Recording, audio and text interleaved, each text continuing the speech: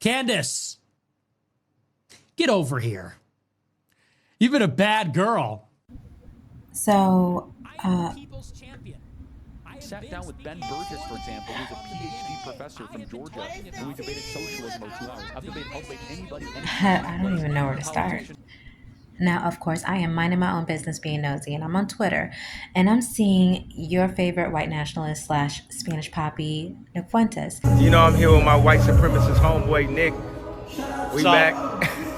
And he is destroying the credibility, again, of these major political figures on the right, like Tucker Carlson, Candace Owens, a man named Milo, someone I've never heard of up until recently, thankfully. And now Elon Musk. Why are all these people coming out of the woodworks and all targeting the same person, just one person? It sparked my interest, and it has been sparking my interest, especially now that Andrew Tate has thrown himself into the ring. So first Candace Owens, then Tucker Carlson, because that wasn't enough, and now Elon, because that wasn't enough. And, maybe you're skeptical. I think it's pretty obvious what they're trying to do. I think it's pretty clear as day. What are the odds? I have 50,000 people watching my coverage of Israel's attack on Iran. I have 70,000 live viewers on Rumble watching my coverage when America attacks Iran. All of a sudden, Candace Owens takes an interest in me. She does a show. Hit piece. It backfires. Everybody rallies on my side. I keep getting bigger. So Candace runs over to Tucker Carlson. And Tucker Carlson says he's a CIA agent. Yeah, he's an insecure little boy. He's in his parents' basement. And that backfires spectacularly. All of a sudden, Tucker has an interest in me after not saying my name for years. All of a sudden. And it backfires. I'm bigger than ever. I keep getting bigger. Bradley Martin, Sam Hyde, people like Glenn Greenwald, Ian Carroll defending me. It's undeniable. Charlie Kirk getting roasted on his show. What do they do today? Elon Musk comes in. He's a federal asset. Haven't had any interaction with this guy for 7 months. All of a sudden, he's got something to say. And he has something to say to Milo, of all people. And you know what's interesting? After Candace Owens went on Tucker Carlson, who does she have on her show the week after? Milo.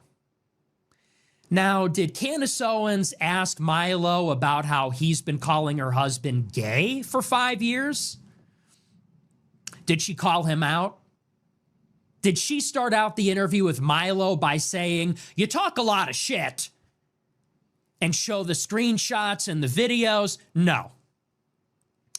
Candace Owens, who claims to be Mrs. Tradwife, Queen Tradwife, Milo's been calling her husband, George Farmer, a homosexual and saying it's a fraudulent marriage for 5 years. Did she call him out on that like she called me out? No. Just like how she didn't call out Harvey Weinstein, who they conspicuously collaborated with. So she does the show with Milo, and then a week later, Elon is replying to Milo, calling me a fed. I didn't look too much into Andrew Tate and what people said about Andrew Tate and Candace, but I've heard her in clips like defending him, saying that like me and my husband's only met him a few times. The accusations that she and he are friends or they're close is all completely false. They're all lies. But looking into this, I've seen other clips where her husband has spoken about how him and Andrew Tate are close friends and how they go back for years. Andrew Tate saying that he's close with Candace Owens and her husband, George Farmer, or whatever his name is. So that is a lie.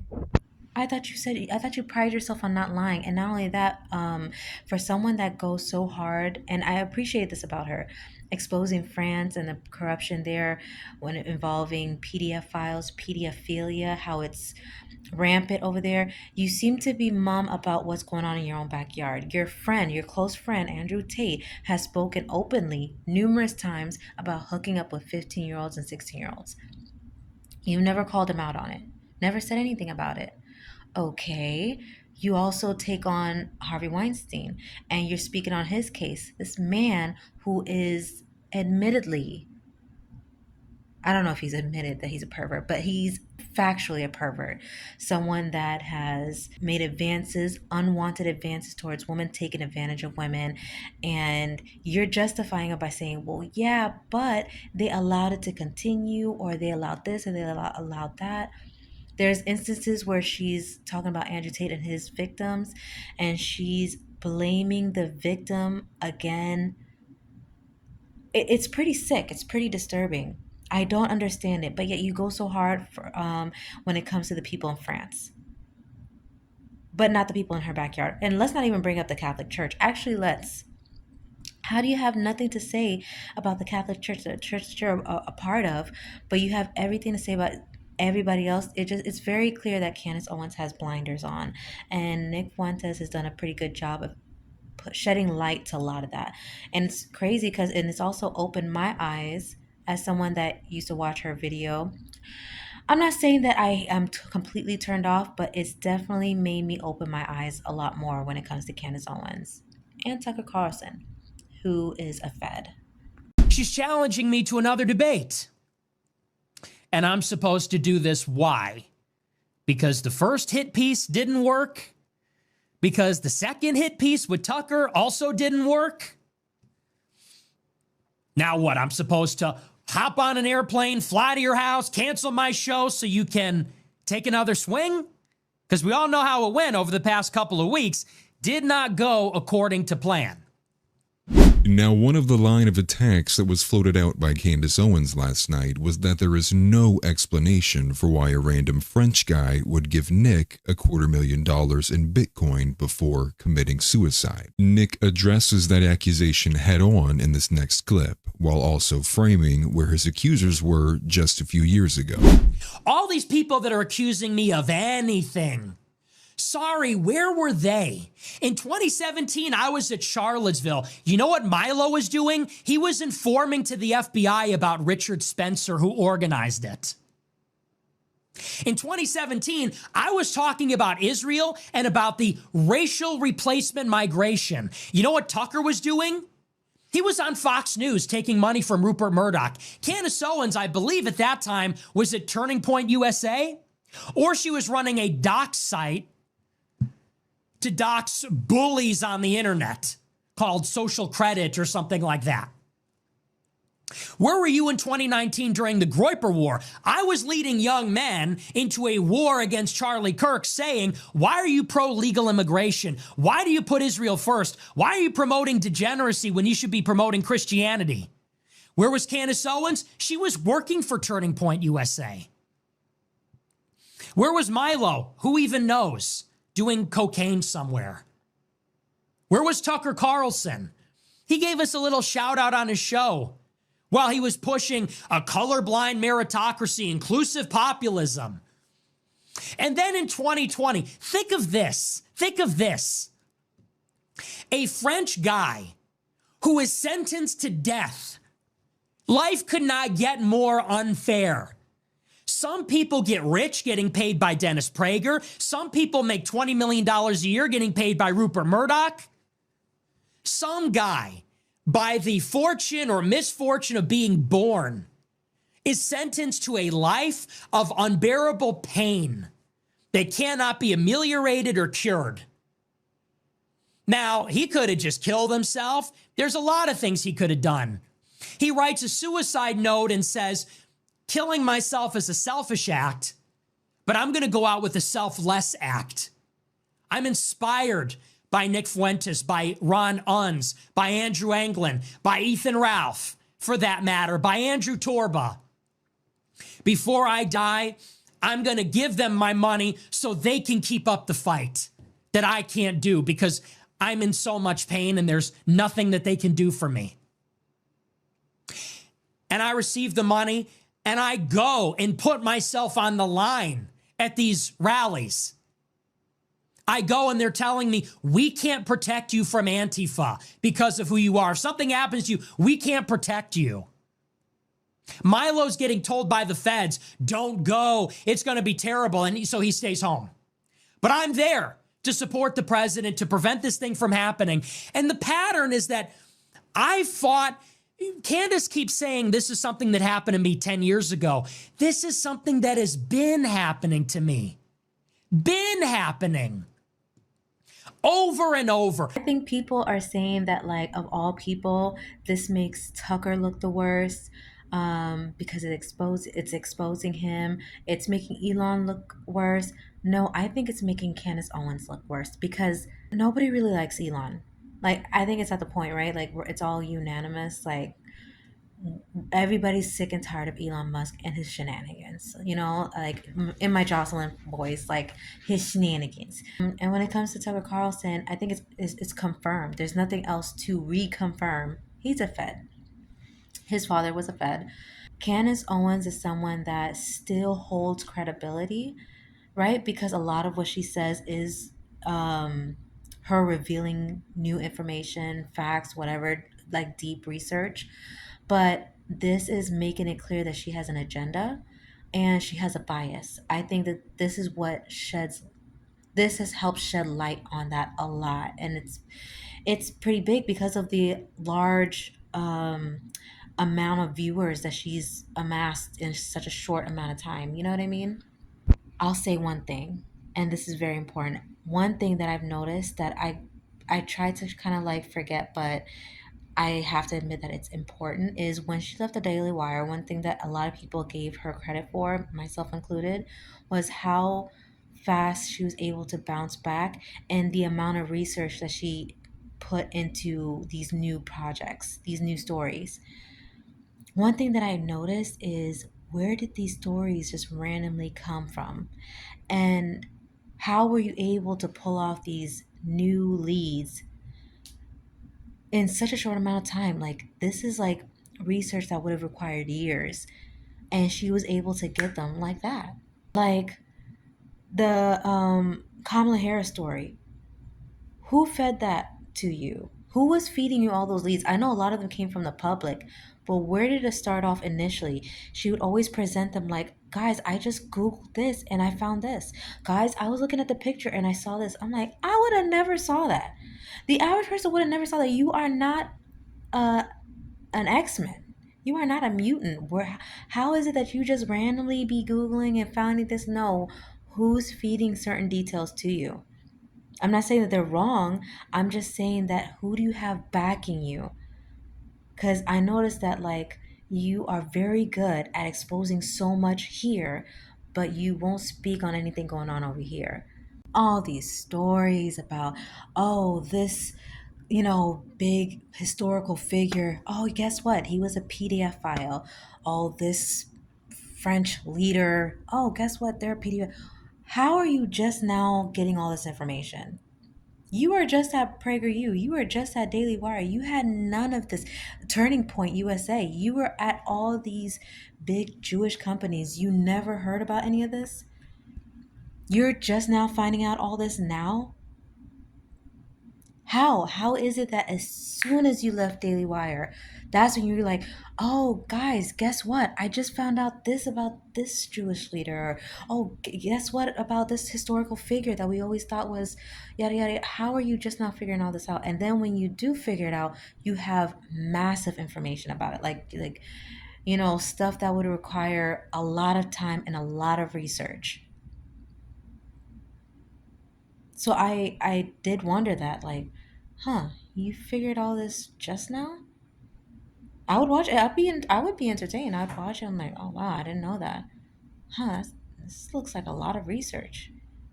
Didn't you just leave Daily Wire? How'd you get all this? Who's giving you this information? I would wonder that. So I don't know. But Nick Fuentes, like he said, He's had this stance since he was like, what, 16, 17 years old. Candace, you just now got here to this whole crisis king, America first, Israel's corrupt. This stance is new for you. Tucker Carlson, you're in your 50s. You just got here. So when you guys are now mirroring the same points that Nick Fuentes has been saying for all these years, but it was, banned. He couldn't fly anywhere. He couldn't open a bank account. This man was going through it. But now you guys are singing the same tune without the same repercussions. You are not deplatformed. And yet you guys are all turning to him saying, don't listen to him. It just sounds like you guys are gatekeeping who gets to control the narrative. And I would argue that normally you, if you didn't have a beef with Candace, would also be saying the same thing, that this is funny and Macron's pissed and this is all hilarious. Or do you genuinely, your emotions, your feelings for Candace aside, really think that that piece of work is somehow bad work to do? Well, yeah, I mean, it's actually the opposite. I liked Candace last year, and I hated the Brigitte Macron thing. I just didn't say anything because I didn't want to mess with her thing. I'll give you a counterexample. She did an interview with Phil Turney, who's a survivor of the USS Liberty. I thought that was excellent. I thought that was brilliant. Got huge coverage, totally drove the conversation forward. I'm objective. I'm honest. I tell it like it is. I do have a major problem with Candace right now, but that was awesome. And unquestionably so. I'll tell you my issue with the Brigitte Macron thing. It's a couple of things. One, I think it's weird. I think it's weird that Candace is so hung up on the French president, because in America, we just don't really talk about Europe. We don't really care about Europe that much. It's just not something we're engaged in. So for her to have this laser-like focus on that, to me, it kind of gives me a weird feeling from the beginning.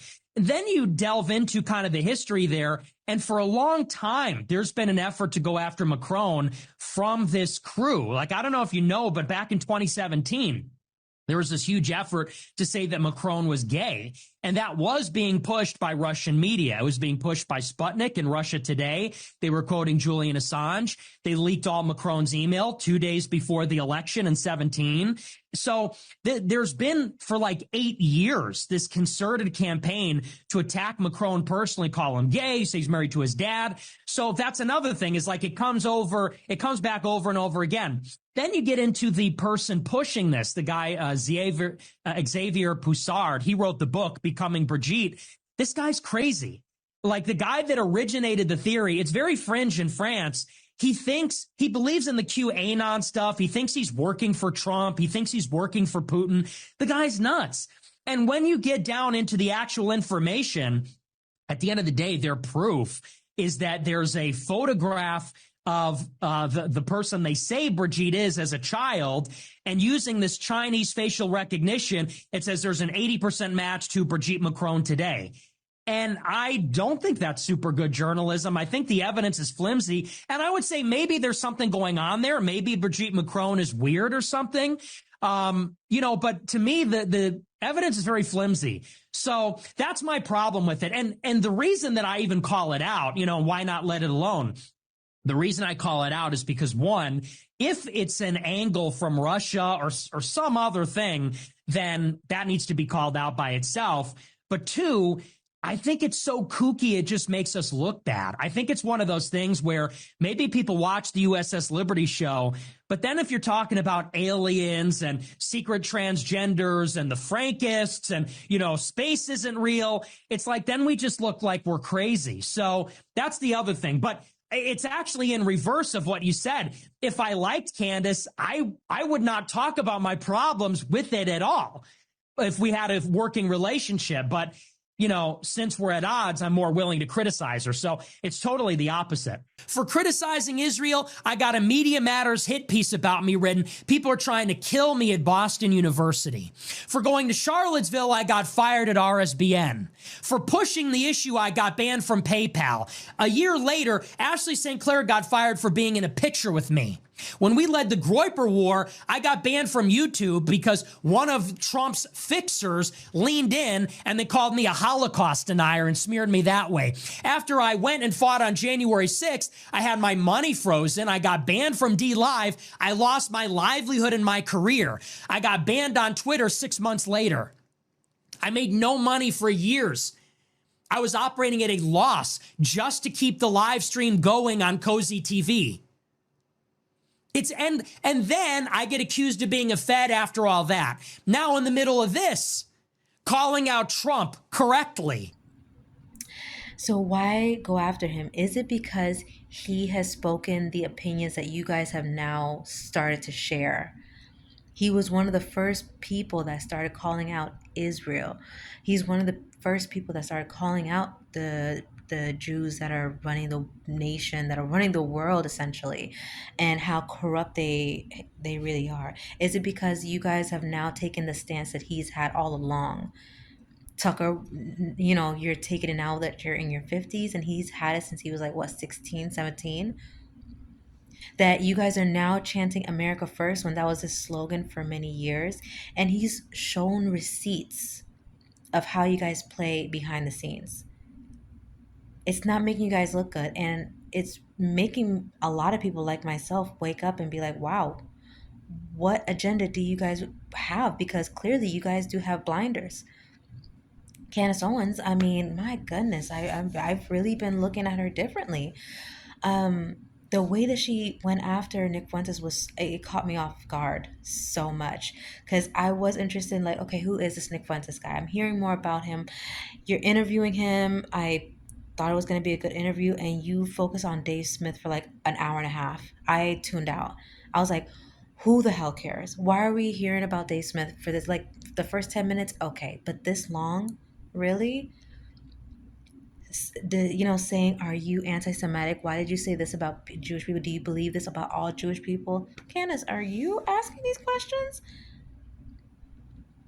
So are you the dictator on what can be said about the Jewish faith or the Jewish people, Israel as a whole? Are you the one that dictates what can be said, what cannot be said? What if one guy who didn't take money from Peter Thiel, what if one guy who wasn't taking support from Silicon Valley, one guy who's paying attention and is skeptical, what if one guy was calling that out? Well, he get hit with the Death Star laser. I am the people's champion. I have been speaking for the people from the beginning. I have been talking about Jewish power, the U.S.-Israel relationship, and now that I'm on this generational run, after they took the boot off my neck, I got unbanned on Twitter last May. They stopped taking my clips down on Instagram in January of this year. And in 7 months, that's all it took. 7 months after they stopped censoring me intensely, overnight, I'm on a generational run. I'm the prize fighter that keeps winning championship races, championship fights and battles. I never worked for Rupert Murdoch, unlike Tucker. I never took a check from Dennis Prager, unlike Candace Owens. I never took $1 from Bernard Marcus, unlike Charlie Kirk. I'm real, I'm raw, I'm of this fucking country. I'm of this generation. I am the people's champion. And everyone knows that. Everyone can see that. It didn't take long. And now that I'm on this generational run, now that my message is reaching millions of people, and people are watching my show and they're saying, I can't believe how they screwed this guy over. They called him a Nazi, they called him an anti-Semite, they called him all these names, and I believed it. Now I'm watching the show, now I get it. Think about it. Candace Owens and Tucker, that have nearly 25 million followers between them, they got together on their show and gossiped about me and tried to ruin my reputation. My clips are going mega viral. My show is going super viral. The cancellation, the censorship, the suppression is being defeated. The hit jobs, the smears, it didn't work. A lot of people are saying, congratulations, I bet it feels good. I have lost any sensitivity to any of that. You want to know why? Because when I was 21 years old, I woke up one day and $500,000 was frozen in my checking account with no explanation. 4 months after that, I tried to get on an airplane and they told me, you're not allowed to fly today. And I was on the no-fly list for a year. So now I'm getting a little bit of notoriety, I'm making a little bit of money. I'll tell you something, it doesn't make a fucking difference to me. And if they banned me tomorrow, and if they froze my money tomorrow, I would go back on Cozy TV, live at 8 o'clock, or midnight, or 3 a.m., or whenever I feel like it. Because I'm not doing it for the money. I'm not doing it for the fame or the notoriety. I'm not even doing it to be liked. I don't care if you like me. I don't care if you give me adulation or praise. I'm doing it because at 18 years old, I tried to tell the truth about Israel. And from the very beginning, I got screwed over by these fucking people that hate our country. I'm just doing it for pleasure at this point. I am just doing it for the pleasure, for being a human wrench thrown into the system. That's why I do this. Go ahead, try me. Do it. Seriously. We could run it all over again. I didn't come this far after 10 years to now start playing fucking games. This is my entire adult life. I'm in it. Say what you want, destroy my reputation. Nothing will stop me. Nothing will stop America first. So that's my opinion, guys. Right or wrong, I don't care what y'all got to say. If you think that, oh, so you're siding with Nick Fuentes, or you guys, I don't care. A lot of you guys are angry with the stuff that Nick Fuentes says, but you guys love yourselves a Dr. Umar. So save it. I save the outrage. But if you have a strong point, if you have an opinion on the matter, let me know. Comment down below. Share your thoughts. Like the video, subscribe, all that good stuff. And I'll see you in the next video. Bye.